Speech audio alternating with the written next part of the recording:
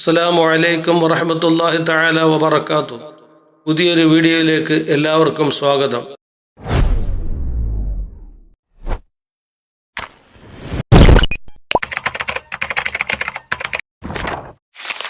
ജിന്നുകൾ ആരാണ്? പ്രയാസകരമായ ജോലികൾ എത്രയും പെട്ടെന്ന് ചെയ്തു തീർക്കാൻ കഴിവുള്ള, ബുദ്ധിശക്തിയും ഗ്രാഹ്യശക്തിയുമുള്ള, വ്യത്യസ്തമായ രൂപങ്ങളിലേക്ക് രൂപം മാറാൻ കഴിവുള്ള, വായുവിൻ്റെയോ അഗ്നിയുടെയോ ശരീരമുള്ളവരാണ് ജിന്നുകൾ എന്ന് പറയുന്നത്. നമുക്കറിയാം, മനുഷ്യനെ സംബന്ധിച്ചിടത്തോളം 4 ഘടകങ്ങളാണ് ആ മനുഷ്യനിൽ ഉള്ളത്. മണ്ണ്, വെള്ളം, വായു, അഗ്നി. ഈ 4 ഘടകങ്ങളാണ്. ഇതേ 4 ഘടകങ്ങൾ തന്നെയാണ് ജിന്നുകൾക്കും അല്ലാഹു സുബ്ഹാനഹു വ തആല സംവിധാനിച്ചിരിക്കുന്നത്. എങ്കിലും മനുഷ്യനെ സംബന്ധിച്ചിടത്തോളം അവനിൽ മികച്ചു നിൽക്കുന്നത് മണ്ണാണ്. അതുകൊണ്ടാണല്ലോ നാം പറയുന്നത് മനുഷ്യനെ മണ്ണിൽ നിന്ന് സൃഷ്ടിക്കപ്പെട്ടു എന്ന് സാധാരണ പറയാറുണ്ട്. കാരണം മനുഷ്യനിൽ മികച്ചു നിൽക്കുന്നത് മണ്ണായതുകൊണ്ടാണ്.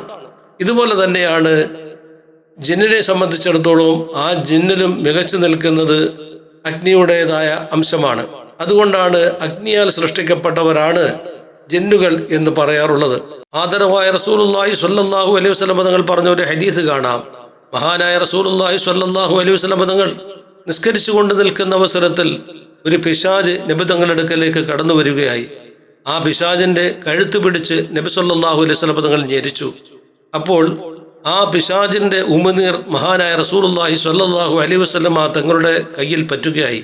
അപ്പോൾ അതിന്റെ തണുപ്പ് നബി തങ്ങൾക്ക് അനുഭവപ്പെട്ടു. ഇവിടെ നാം മനസ്സിലാക്കേണ്ടത്, ജിന്നിനെ സൃഷ്ടിച്ചിരിക്കുന്നത് തീജ്വാലയിൽ നിന്നാണെങ്കിൽ പോലും അതിനെ കരിച്ചു കളയുന്ന തരത്തിലുള്ളതായ ശക്തമായ ചൂട് ഉള്ളതല്ല.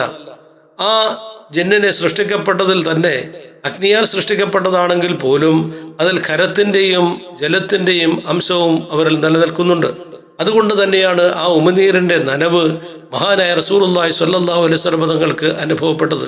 അപ്പോൾ ആ ജിന്നുകളെ അല്ലാഹു സുബ്ഹാനഹു വ തആല മനുഷ്യനെ എന്തിനു വേണ്ടിയിട്ടാണോ സൃഷ്ടിച്ചിരിക്കുന്നത്, ഇതേ പ്രകാരം തന്നെയാണ് ആ ജിന്നുകളെയും അല്ലാഹു സുബ്ഹാനഹു വ തആല സൃഷ്ടിച്ചത്. വിശുദ്ധമായ ഖുർആനിൽ നമുക്ക് കാണാം, വമാ ഖലഖത്തുൽ ജിന്ന വൽ ഇൻസ ഇല്ലാ ലിയഅ്ബുദൂൻ.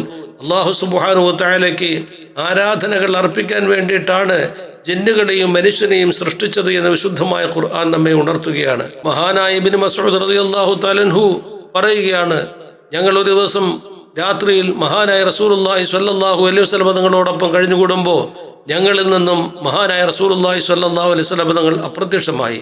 മഹാനായ നബി തങ്ങളെ പ്രതീക്ഷിച്ചുകൊണ്ട് ആ രാത്രിയിൽ ഞങ്ങൾ വളരെയേറെ വിഷമിച്ച് കഴിഞ്ഞുകൂടി. നബി തങ്ങൾ ആരെങ്കിലും തട്ടിക്കൊണ്ടുപോയതാണോ, അതല്ല ആരെങ്കിലും രഹസ്യമായി കൊല ചെയ്തുവോ? ഇങ്ങനെ പലവിധമായ ചിന്തകൾ ഞങ്ങളുടെ മനസ്സുകളിൽ കൂടി കടന്നുപോയി. മഹാനായ റസൂലുള്ളാഹി സ്വല്ലല്ലാഹു അലൈഹി വസല്ലം തങ്ങൾ അപ്രത്യക്ഷമായതിൻ്റെ വേദനയിൽ ഞങ്ങൾ കഴിഞ്ഞുകൂടുമ്പോൾ പ്രഭാത സമയമാകുമ്പോൾ ഹിറാ മലഞ്ചെരുവിലൂടെ മഹാനായ റസൂലുള്ളാഹി സ്വല്ലല്ലാഹു അലൈഹി വസല്ലം തങ്ങൾ ഞങ്ങളുടെ അടുക്കലേക്ക് കടന്നു വരികയാണ്. മഹാനായ നബി തങ്ങളോട് ഞങ്ങൾ പറഞ്ഞു, പ്രവാചകരെ, അങ്ങ് അപ്രത്യക്ഷമായപ്പോൾ ഞങ്ങൾ അങ്ങയുടെ കാര്യത്തിൽ വളരെയേറെ വിഷമിച്ചാണ് നിന്നത്. അങ്ങേ ആരെങ്കിലും തട്ടിക്കൊണ്ടുപോയതാണോ, അങ്ങേ ആരെങ്കിലും കൊല ചെയ്തുവോ? ഇങ്ങനെ പലവിധമായ ചിന്തകളിൽ ഞങ്ങൾ കഴിഞ്ഞുകൂടി. നബി സല്ലല്ലാഹു അലൈഹി വസല്ലം തങ്ങൾ ഉടൻ തന്നെ മറുപടി പറഞ്ഞത്, ജിന്നുകളിൽപ്പെട്ട പ്രബോധകൻ എൻ്റെ അടുക്കലേക്ക് കടന്നു വന്നു. ആ പ്രബോധകൻ എന്നെയും കൂട്ടിക്കൊണ്ടുപോയി ആ ജിന്നുകൾക്ക് വിശുദ്ധമായ ഖുർആൻ പാരായണം ചെയ്ത് കേൾപ്പിച്ചു കൊടുത്തു. ശേഷം മഹാനായ റസൂലുള്ളാഹി സ്വല്ലല്ലാഹു അലൈഹി വസല്ലം തങ്ങളെ ആ ജിന്ന് കൂട്ടിക്കൊണ്ടുപോവുകയും അവരുടെയും അവരുടെ കൂട്ടാളികളുടെയും അഗ്നി അടയാളങ്ങളും മറ്റുമൊക്കെ കാണിച്ചു കൊടുക്കുകയും ചെയ്തു.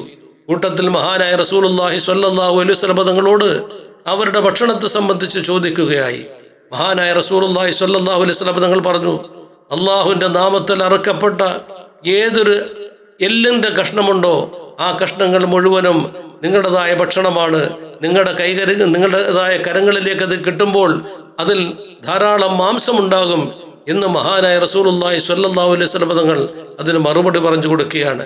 നമുക്കറിയാം, മഹാനായ റസൂലുള്ളാഹി സ്വല്ലല്ലാഹു അലൈഹി വസല്ലം തങ്ങൾ മറ്റൊരു ഹദീസിലൂടെ നമ്മെ പഠിപ്പിക്കുന്നുണ്ട്, ഫലാ തസ്തൻജൂ ബിഹിമാ ഫഇന്നഹുമാ തആമു ഇഖ്വാനിക്കും.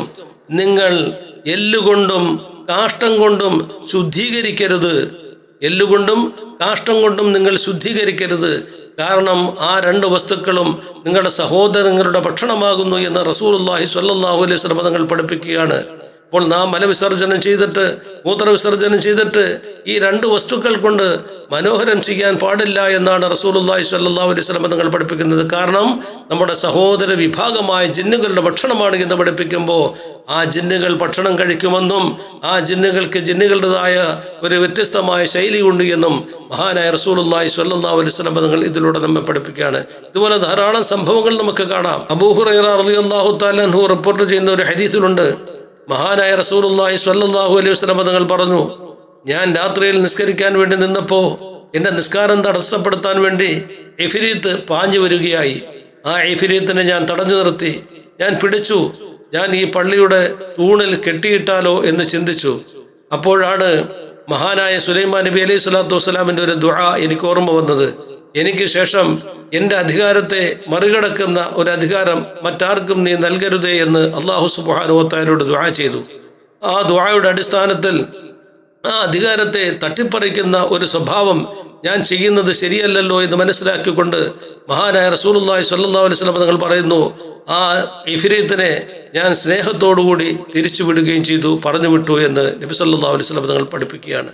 അപ്പോൾ ഇഫ്രീത്ത് എന്ന് മാത്രമല്ല, അല്ലാഹു സുബ്ഹാനഹു വ തആല ജിന്നുകളെയും ശൈത്താനിനെയും പടച്ചിട്ടുണ്ട്. അതിൻ്റെ വ്യത്യസ്തമായ രൂപങ്ങളും ഭാവങ്ങളും അല്ലാഹു സുബ്ഹാനഹു വ തആല നൽകിയിട്ടുണ്ട്.